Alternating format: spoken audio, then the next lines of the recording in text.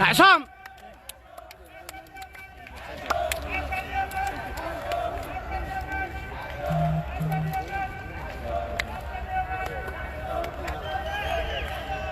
ألف ألف ألف مبروك للجماهير اليمنية العريضة، ألف مبروك هذا الفوز، وهذا الفوز يعطينا دافع لبداية المشوار، وإن شاء الله يكون من نصيبنا التأهل إن شاء الله بإذن الله. إن شاء الله يكون التأهل من نصيبنا، والفوز هذا ومعنوي يحفزنا للمباريات الجاية والجاية إن شاء الله، القادم أفضل إن شاء الله، والتأهل من نصيبنا وإن شاء الله للعالمية. تفضل الجماهير اليمنية.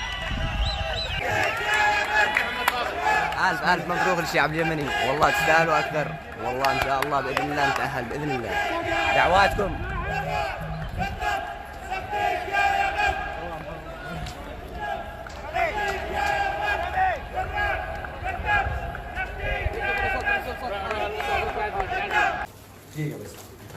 صلوات على النبي. الحمد لله على الفوز والف مبروك. كنتوا رجال رغم الرطوبه الشديده، يعني الحمد لله، لكن لازمنا عاد نحن في بدايه المشوار، ما نبالغ بالفرحه، نفرح معاكم حق. معانا 20 دقيقه بالباص بالفندق، ما نسي اي حركه لانه الناس معانا بالفندق.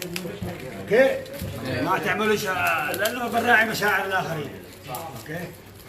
نفرح ان الله سبحانه وتعالى وفقنا بالمباراه الاولى وهي صعبه، والقادم نشد حيلنا، عاد المشوار طويل، عاد ما انتهى، عاد لها بدينا. ما نبالغ بالفرحه، اللي يعتقد ان قد شلينا كاس العالم فهذا بيضيعنا.